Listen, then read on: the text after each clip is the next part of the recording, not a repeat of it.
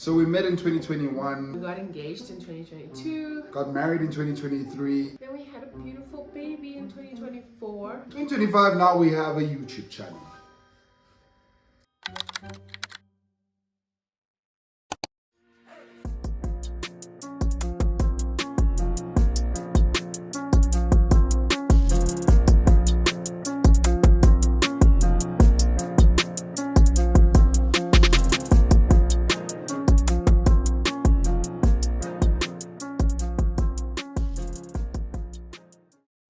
The one thing that I loved the most about the whole journey was how intentional Fresh was from the get-go.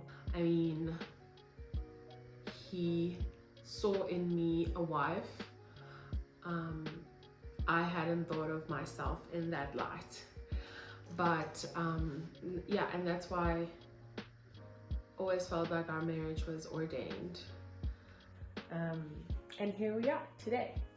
Njengendoda yomZulu, traditionally, fanele siqale ngomshado wesintu kahle kahle kodwa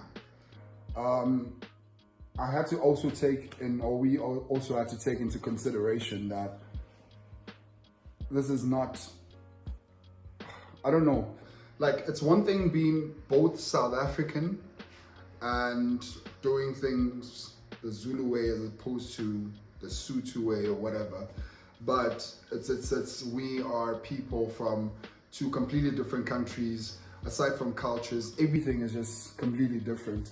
So I couldn't have been ignorant to how my wife's family views things and how things are normally done on their end. It was a very tricky process trying to think about how to go about things when it comes to us getting married, and yeah, man, it was a lot.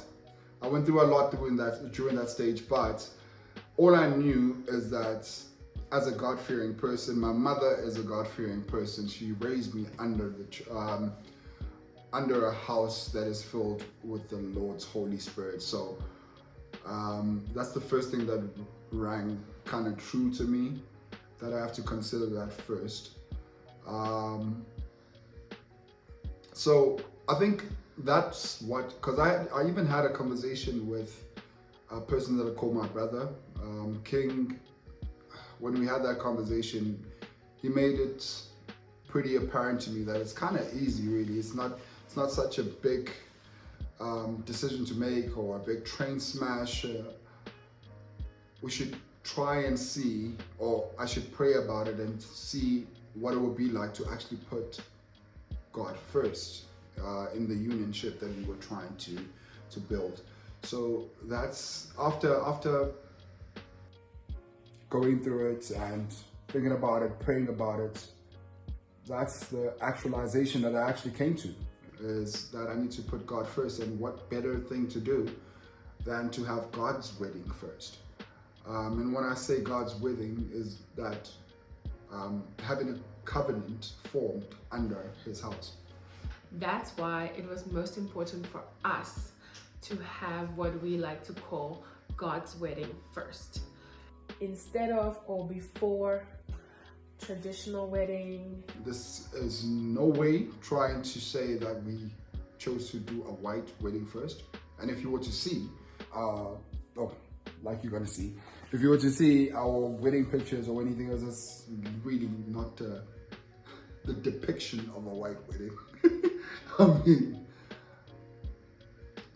A celebration of I mean, mixed love. Look, all I knew is we had gotten engaged in August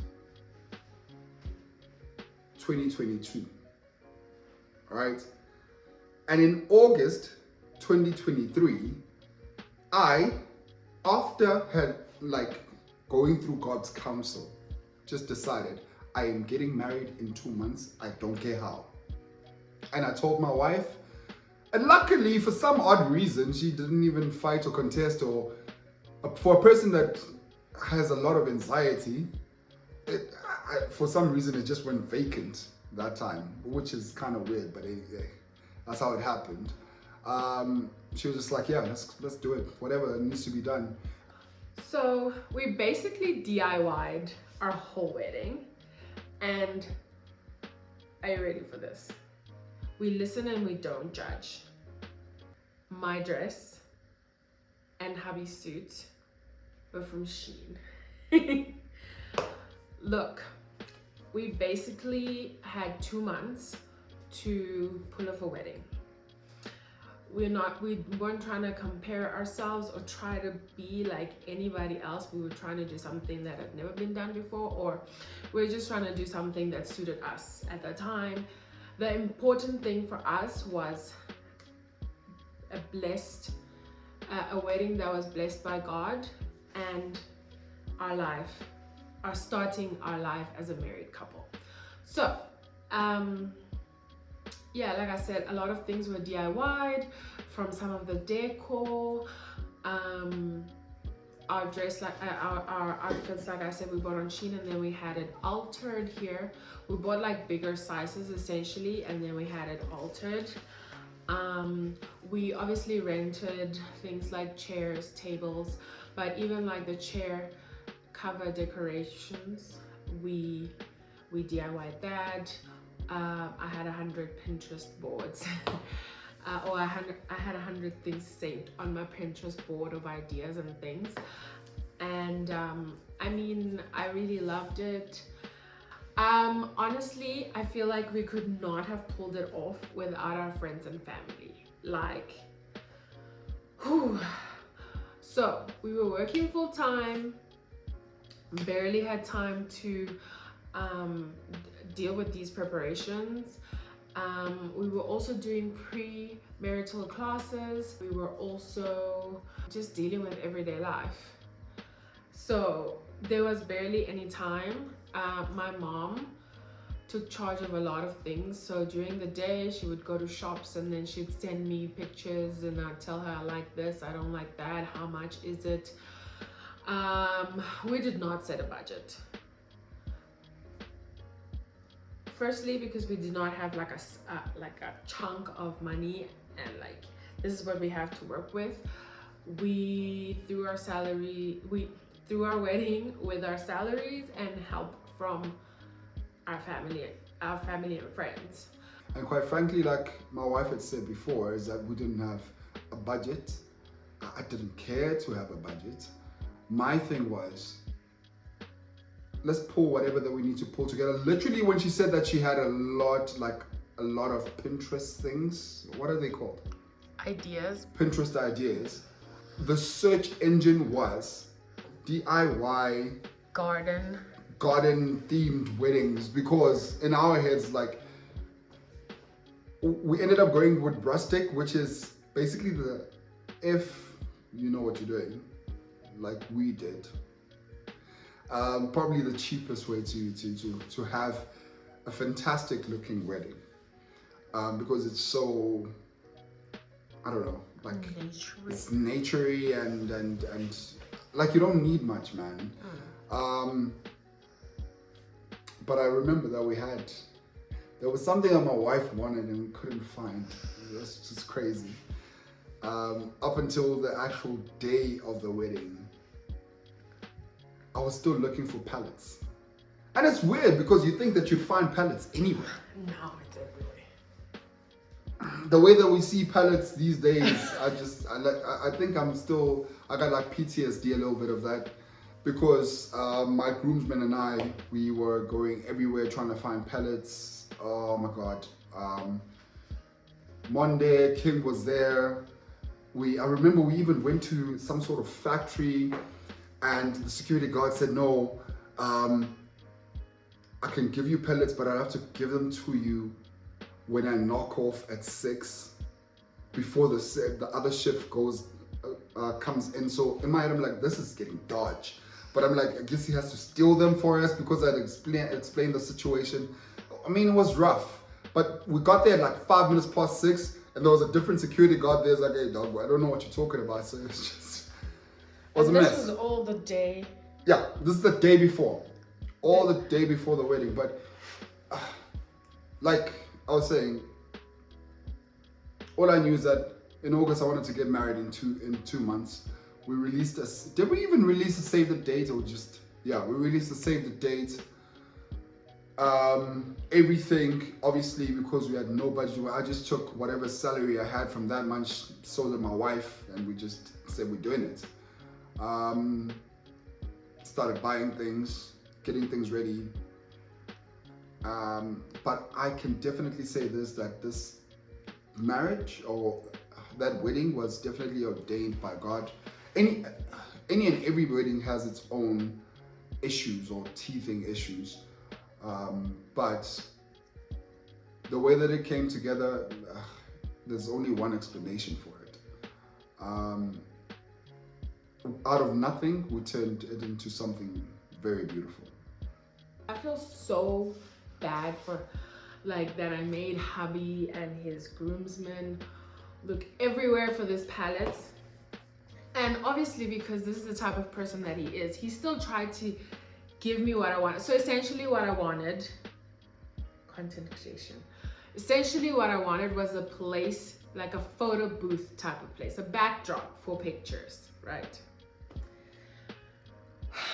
The least we did was use the backdrop.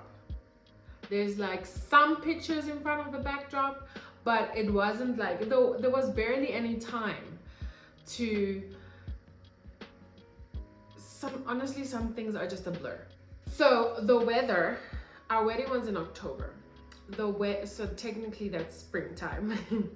So the weather, on the weather app, it indicated it might rain.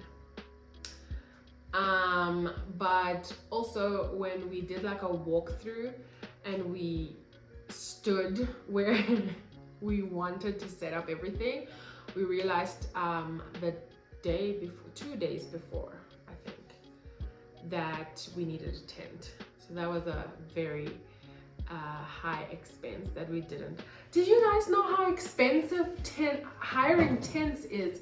It wasn't 2 days before, it was the day before.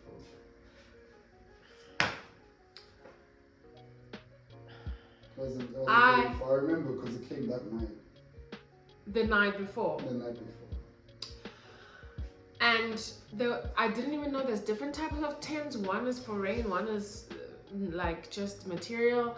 We could not get the ones that are like waterproof are ridiculously expensive. No offense to the industry out there, but it's just like that was not doable for us, okay? But anyway, I'm pleased to say, as you've seen from the videos, there was no rain. There was a tent, so nobody sat in the sun, and everything just went perfect. Well, perfect is crazy. That's funny. All that was important to me is that I had asked to talk to my wife's father, my father-in-law, to ask for a hand in marriage, which is something that is not really done by African men. But like I said again, there's a lot of things that I needed to consider in the joining of these two clans, two different cultures from two different countries. And when he said, I can remember it till this day, that if you, it literally said to me, Fresh, if that's what you want and she makes you happy and you can treat her at least as half as well as I treat her, I'm fully behind you and I'm okay with it. Because I expected something different for some reason. He's a cool guy, man, cool old man. But I really expected something different, and I don't know. All the anxiety I had going into that meeting just flew out the window, which was fantastic. And not just him, but the whole Machado Diaz family was so helpful with everything, from aunts and mothers cooking, and Auntie Laura or Tia Laura giving us a home, a space, opening up a space for us to actually get married there. Different uncles and aunts sending us gifts, monetary gifts, which ended up at the end of the day, which ended up being how we pulled this whole thing together. It was fantastic. It was beautiful, unexpected for me personally. I think maybe because of my anxiety prior to the wedding, I just canceled everyone out of my mind. To tell the truth, I was just like, if they come, they come. And I was saying that with the belief in my head that no one's going to show up, especially from my side of the family, because I didn't do it how I'm supposed to do it. I don't know. Irrespective of the familial reactions to us having God's wedding instead of the traditional Zulu ceremonies and negotiations and all the things that follow, I felt so embraced by my husband's family. They did the cutest thing. His aunts and his cousins at the wedding, they presented me with like my first ipinifa, and it was such a beautiful moment. I really felt then embraced by the family, irrespective of everything and anything. So ngesintu, what is supposed to happen is that fanele kuthunyelwe incwadi, that is to notify the lady's family or to notify your intentions of marriage. But that is in terms, but that is really done if mhlawumbe mawuthi uzoqala like embarking on amalobola, which is not what we started with. But don't get it twisted. I am still very much looking into or willing to do that, or looking to do that rather. But like I said before, I just really wanted to do God's wedding first, which I won't lie, look, I'm a black man, black Zulu man. My uncles weren't happy about this. They probably would, they never said it out loud, but you could tell from certain actions that they're not too happy about certain decisions that were made. And I can understand where they're coming from because of how I was raised, how they were raised, and how things are normally done, but I had too much to account for the natural way of how things work to be the leading factor. All in all, I think, because at the end of the day, at the end of the road, there is an altar, and there is promises that you make to each other, and there is a covenant that you enter into with God and with your person. You have all these hopes and dreams of what the wedding's gonna look like, and you may or may not spend all this money on it. But something I learned along the way was how we work well together, how we work together, how we handle those hurdles, speed bumps, or mountains that life throws at us. And I think it was a pretty great example or lesson going into our marriage. And here we are today with a beautiful baby and our home, and we're just trying to bring glory to God and bring glory to this covenant, this marriage. Even though it was a very beautiful day all in all, obviously you would say that now, but on the actual day, everything just went haywire. It was a domino effect of immense proportions. starting from at the church, because I don't even want to talk about the church, but the church sermon, what's service, right? Yeah. The church service ended an hour later, so then our wedding started an hour later than what they had said it would start. And then now the pictures that we're supposed to take after the wedding were basically everything was an hour late. Hour and a half, because after the church service they still had to set up. It was just a mess. And a drive. Oh yeah, and we were coming from 4 ways going to Benoni, so that was another hour. So we were 2 hours late for our reception. Oh Jesus, it was a mess. I remember that all I had was 2 croquetas to eat. To eat. That's all I ate that day. There was food. I'm not saying there wasn't food. There was people food. ate. The people ate. The people ate. There were like, what made me notice actually that I only had 2 croquetas the whole day was the next day where people were complimenting the food. Like, I'm like, what are you on about? Exponentially. There was ribs. There was ribs. There was a lot. There were. You there know, was a whole starter setup that I we had never no saw. idea. The only thing that I saw was the bar. I saw the bar. I saw what the bar looked like. But actually, because our bridesmaids and groomsmen forced us, like they took us there. Yeah. But yeah, I mean, after being an hour late, in terms of the wedding ceremony starting, we finally made it there. My wife wanted to enter in a special wedding song, right? Marvel, right? Yeah. Marvel. Was it Marvel Iron Man? No, it was just the Just the Marvel. Avengers. The Avengers. Yeah. All right, cool. So it was in a piano. yeah, I mean it was very cute, and the cutest thing ever, I can still remember it till this day.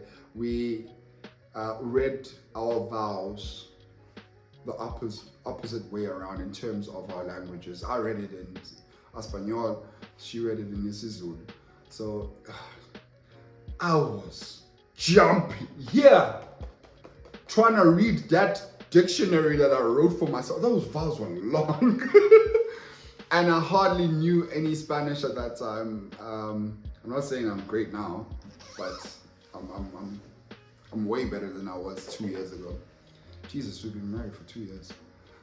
But anyway, yeah. The vows that she read to me brought tears, actual tears to my eyes. Funny part is, someone had said to me before, whatever you do, please cry. I don't remember who, but I laughed. I'm like, what do you mean? I can't just like cry. But yeah, it happened automatically. And I felt like she cried too, but she's a crybaby, so that doesn't really count. That was expected. Yeah. And then straight afterwards, wedding pictures. That was a breeze. That was fine. Then we shot straight for the wedding venue, which was in Benoni. Got there, cars swerving. You know, it was a vibe. We were coming in like this. That was the black South Africanness that was coming in, swerving the lanes like that there. But when we got there, the sound guys weren't there, which was fantastic. So we had to, didn't we have to like put out a speaker from somewhere? Mm-hmm. But the space is huge, so. Yeah. The speaker we had was like this high, but the place is huge. Like it's the garden. The place was huge, but we tried using that speaker, and obviously having like, wasn't there like 100 people or more? No, 80. 80, okay, close to 100 people. you can't tell all those people shh. So the music has to be louder than they are. And the wedding playlist that my wife had put together was on your phone, right? Yeah. Did it not want to play? I don't remember what. All I know is that the wedding playlist was no go. I don't know. So eventually, the song that we wanted to enter using, we didn't end up using, right? Oh my God, it was a mess. We ended up using Vulindlela. Yeah, we ended up using that because we wanted something different. But look, I mean, these are all just semantics. Oh man, I mean, our wedding was beautiful, man. I don't care about all of those things. I don't care that even if I stopped for 2 days that day, it would have been fine. Our wedding was fantastic. I loved it. Aside from the fact that when my wife was busy saying about her bachelor relax, sleepover, slumber, I didn't have one. I didn't have a bachelor party. And that's not my fault because I'm not supposed to plan it. That's not my wife's fault because she's not supposed to plan it. The gentleman that I had in my arsenal, you know, I don't even want to talk about it. All you need to know is that I didn't have a bachelor party till this day. I even said, after I'm married, we can say it's a post-bachelor, but still. We even took a moment to thank and recognize, I think is the word, our family members that couldn't be there, our family and friends that couldn't be at our wedding. That was a very emotional moment. I don't want to get emotional thinking about it. So I had this idea that I also saw on Pinterest, that I also got inspired by from Pinterest. We printed out pictures of all our loved ones that we wished were there but couldn't be because they had passed on. So my husband's father, one of my aunts, one of my friends, my husband's grandparents, and yeah, it was a beautiful moment. We definitely felt their presence, but we really felt it was important to just take that moment and recognize the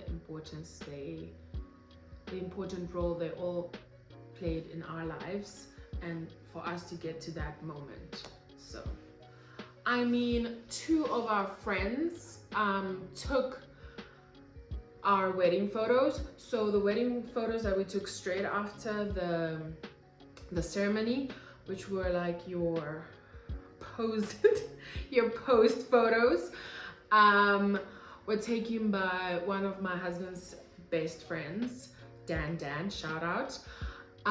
Fun fact, I caught the bouquet at her wedding and then I got married. And one of my bridesmaids who caught the bouquet at my wedding is not getting married. This thing works. But anyway, I digress. And then during the ceremony, more like live shots and so on and so forth, pictures of the crowd and all of that, it was taken by another one of hubby's closest friends. Well, he calls him a brother. Casey Waves. Casey Waves, another shout out. This is exactly what I mean when I say we could not have pulled this off by friends and family. Yeah. So my bridesmaid's sister and husband lended us their beautiful convertible to take pictures in, and they drove us to the reception. It takes a village. It doesn't just take a village to raise a child. It takes a village to raise a family. Yeah, it takes a village to raise a family. We should never be scared to ask for help from your family. even if we had done lobola, I would have never let my family, you know, like let us spend all this money. And that's one thing my father did was not like that. He didn't want my husband to go out and take a loan to pay lobola, although he thinks that I'm worth 50 cows. But yeah, it takes a village, and your friends are there for you, and if they're not, get better friends. And that's why we started this channel, you know, to showcase what marriage as 30 somethings and mixed cultures, mixed races, and different people. I mean, I'm a total introvert. My husband is a total extrovert, and it just works. Our wedding date is not actually our wedding date. Backstory. Yeah, so our actual wedding was on the 15th of October, right? Right. But the reason why I just said I didn't want to talk about the church. We're not doing that. First and foremost, the pastor. No. The pastor. Stop it. He didn't even bother officiating of order. our wedding. He Point sent someone else. of order. Anyway. That's not the point. The point is, the church we used to be a part of had this whole perception, because I don't feel like it was actually fact checked, but this whole perception or understanding of how marriage works in terms of home affairs, incorrect. Like they had incorrect. No, especially because you're Cuban. Yeah. So they assumed I have to go to my embassy, I have to go to home affairs, and we have to do, you know, that whole like interview that you see in America when people are trying to prove that they're not just getting married for a visa. For citizenship. Yeah, exactly. Yeah. So we do have that in South Africa, sure. But none of that applies to me because I'm a permanent resident. I have an ID, so I can do, I don't need a work permit and things like that. I can do all the things that a citizen can, except like voting. I don't have a South African passport, those things. Yeah. So, in terms of home affairs, I did not need to set up an interview and come with a letter of authorization from your embassy. my country, my embassy, etc. And this was obviously confirmed by Home Affairs, because eventually Home Affairs actually said they're talking trash. Yeah, because eventually, after going back and forth, so we filled the book and everything on the 15th of October. On the 15th of October, And thinking, listen, now we married, we're just waiting for the marriage certificate. Yeah. But it never came. Yeah. November, December, January, February, we back and forth saying, hey, what's going on? They're like, no, we sent it off to Home Affairs, and we're waiting for them. No, and we they went to said Home Affairs and we were told, anyway. We were told 1, 2, and 3, whatever. And then we decided to take things into our own hands. Yeah. So after consulting with my mentor, an attorney, he also tried from his side and he got the same information. But we went ourselves to our closest Home Affairs. Mind you, by this time I was pregnant, and I was like, I do not want my child to be born and like out of wedlock. I mean, it's not about that perception, but it was also about, it wasn't about like morals or whatever. It was also about like bureaucratically. Yeah. I want us all to be in Globus. Yes, I took my husband's surname. So. Oh, did you? I didn't want my child to be born, and I don't have the Ndlovu surname. So now what's gonna happen with him? So anyway, our goal was to sort it out before the child was born. Yeah. We went to Home Affairs. It was such an easy process. We came on Wednesday. Yeah. They said we'll book you in for Friday, or was it Monday? It was like the next week. Yeah, we'll book you in for Monday at this. Oh, they said that we'd book you in. Oh, they said that it's only 2 weddings a day, and they do. I think they do it Wednesday, and I think they do it like Wednesdays and Fridays, or something like that. But the Friday booking, because we came on Wednesday, the Friday bookings there was already 2 weddings there. They're like, you can do it on Monday. We got there, everything got sorted out. It was super quick and easy. Shout out Brakpa and Home Affairs. It was really good. Everything was good and easy. They gave us a written certificate. Just because obviously it's Home Affairs, the system was down. The system is off. Yeah, it was offline. But other than that, because that was free, everything. The only thing we had to pay for, which was 20 rand, was to get a printed out marriage certificate. On. That's it. Yeah. And we came back and we did that. But I mean, now we stuck with kind of 2 marriage days. Or wedding anniversary. Now the worst part about that is that little beautiful child stole everything from us. Anniversary gone. He was born on the same day that we got married a year before, which is fantastic. He's a blessing. Yeah, great. I'm ecstatic about it. Look, I don't blame him for anything. So we sort of decided to use the Home Affairs date. No, we didn't.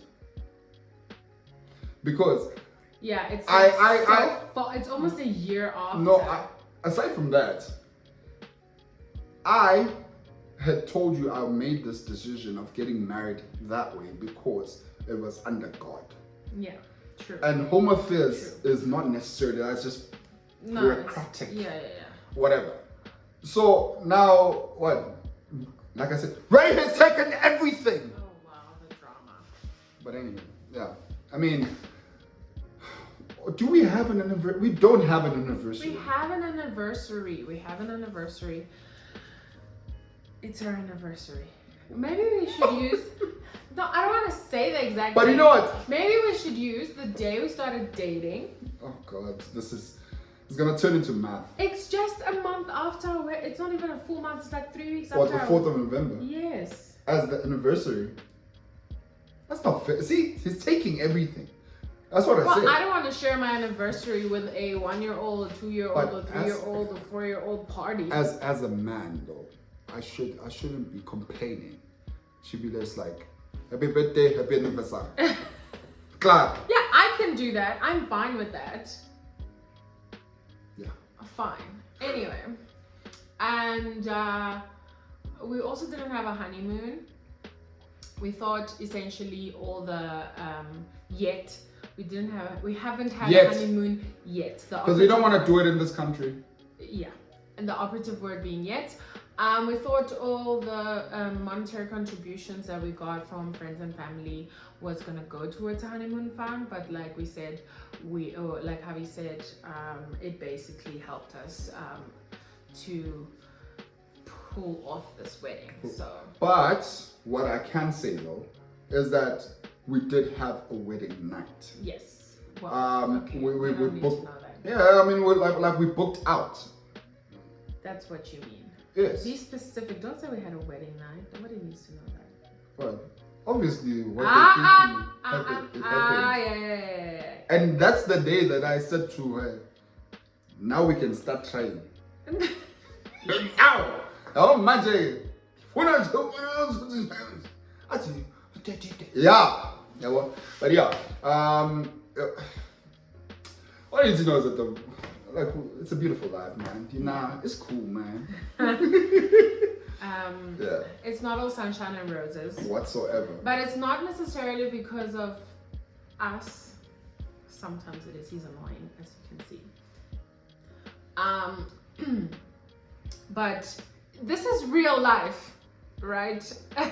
There's only so much we can edit the video. Oh, jeez. No, but do you get what I'm saying? There's only so much we can edit the video and tell you the story, but this is real life and we're trying to be as authentic as possible. Yeah. And marriage is not all sunshine and roses. there's a lot of content to be recorded and episodes to be made. So